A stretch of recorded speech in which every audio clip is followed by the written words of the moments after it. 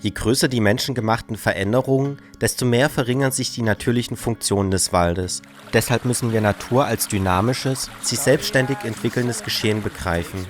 Eine Möglichkeit dafür bot sich nach der Wiedervereinigung mit der Auflösung der innerdeutschen Grenze. Und das bin ich, David. Ich bin Ökologe und Filmemacher und laufe hier auf dem ehemaligen Kolonnenweg. Wo einst noch Patrouillen fuhren, ist jetzt über dem Beton wieder Natur. Um mir einen Überblick aus der Luft zu verschaffen, starte ich meine Drohne. Ich erhoffe mir großskaligere Einblicke in die Struktur des mich umgebenden Waldes. Aus der Luft ist der ehemalige innerdeutsche Grenzverlauf tatsächlich noch gut zu erkennen. Wo einst der Todesstreifen war, wächst heute wieder Wald. Entlang des Eisernen Vorhangs entwickelte sich im Sperrgebiet ein einzigartiges Band besonders wertvoller und vom Menschen ungestörter Lebensräume. Hier habe ich einen weiteren Untersuchungsstandort etabliert, welchen ich mehrmals im Jahr besuche und die Aufnahmen der Wildkameras sichte. Dass natürliche Wälder als Zufluchtsort für Arten dienen, die aus degradierten Flächen flüchten müssen, konnte ich schon an vielen Beispielen zeigen, doch eine ganz besondere Art fehlte bisher noch. Nach meinem Film Die Rückkehr der Wildkatze sollte auch in diesem Projekt dieses Tier wieder ein Schwerpunkt meiner Arbeit sein. Ich wollte mich wieder auf die Suche nach diesen scheuen Katzen begeben. Und ja, Wildkatzen sind für mich so total faszinierende Tiere, weil sie so fast unbemerkt irgendwie in unseren Wäldern leben. Und sie verkörpern für mich tatsächlich Wildnis hier in Thüringen, vielleicht noch zusammen mit dem Luchs mehr als jedes andere Tier.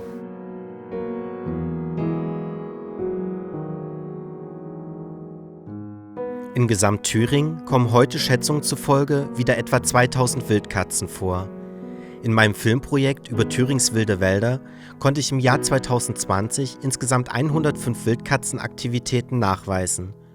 Ein Großteil dieser Nachweise fand in forstlich runden 5% Wäldern statt. Durch Infrarotaufnahmen kann man ihr Verhalten dennoch sichtbar machen. Wildkatzen sind nicht einfach nur verwilderte Hauskatzen, sondern eine eigene Unterart. Oft mit hoch erhobenem Schwanz und hochläufigem Gang streifen die scheuen Katzen durch die Wälder.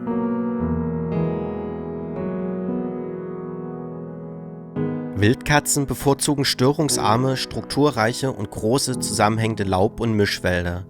Sie meiden den Offenwald und orientieren sich stattdessen an anderen Strukturen, die ihnen mehr Deckung bieten, wie Unterwuchs und Totholz. Sehr gerne scheint sie zudem auf umgefallenen Baumstämmen zu laufen.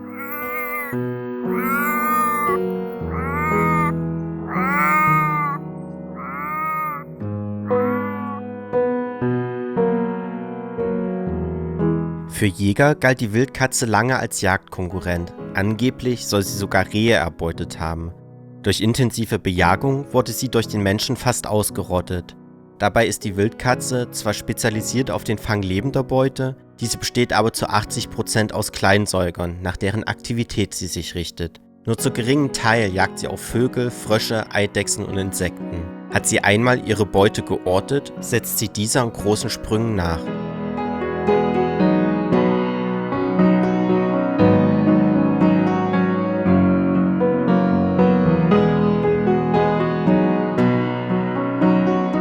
Auch an dieser Wasserstelle konnte ich die Wildkatze schon beim Jagen beobachten. Heute ist sie allerdings zum Trinken gekommen.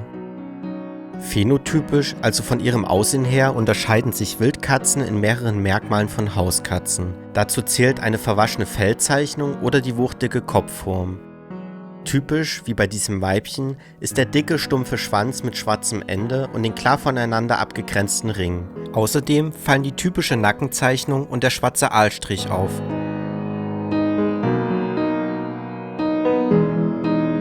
Tagaufnahmen, besonders zwischen 8 und 19 Uhr, sind eher selten und machen weniger als 20% der Nachweise aus. Besonders im Morgengrauen oder kurz vor Sonnenuntergang hat man die Chance, eine Wildkatze am Tag vor die Kamera zu bekommen. Im Laufe des Projektes konnte ich in allen 10 Untersuchungsgebieten in Gesamt-Thüringen Wildkatzen nachweisen. Natürlich habe ich diese Gebiete und die Kamerastandorte auch mit Blick auf Störungsarmut und auch die Lebensraumansprüche von Arten wie der Wildkatze ausgewählt, sowie mit Lockstoff gearbeitet. Dennoch sagt es bereits einiges über 5% Wälder aus, dass sich tatsächlich an allen Standorten die streng geschützten und seltenen Tiere nachweisen konnte. Denn die Wildkatze ist auch eine Schirmart. Ihr Schutz kommt vielen anderen Waldbewohnern zugute.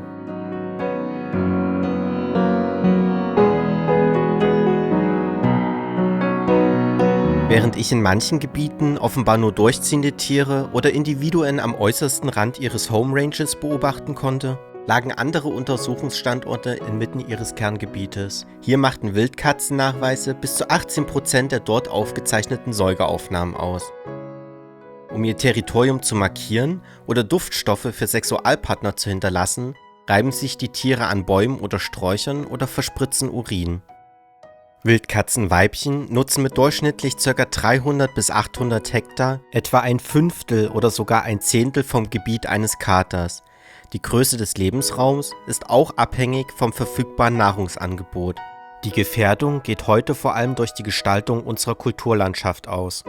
Die Zerstückelung der Lebensräume gefährdet die Wildkatze ebenso wie landwirtschaftliche Flächen ohne Büsche und Bäume, welche ihnen den Lebensraum nehmen. Der Straßenverkehr ist eine häufige Todesursache. Das zeigt, wie wichtig große, strukturreiche und störungsarme Waldgebiete wie die 5% Wälder für die Wildkatze sind.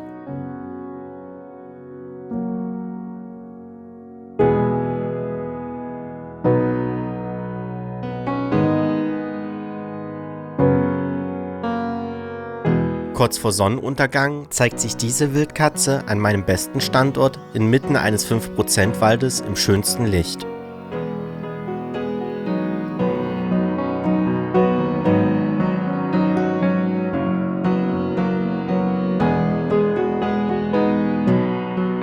Für mich sind Wildkatzen sehr faszinierende Tiere. Aufgrund ihrer scheuen Lebensweise ist es eine enorme Seltenheit, sie wildlebend zu beobachten. Mit meinen Filmen möchte ich für die Art begeistern und zeigen, warum es so wichtig ist, dass wir störungsarme Lebensräume erhalten und schützen.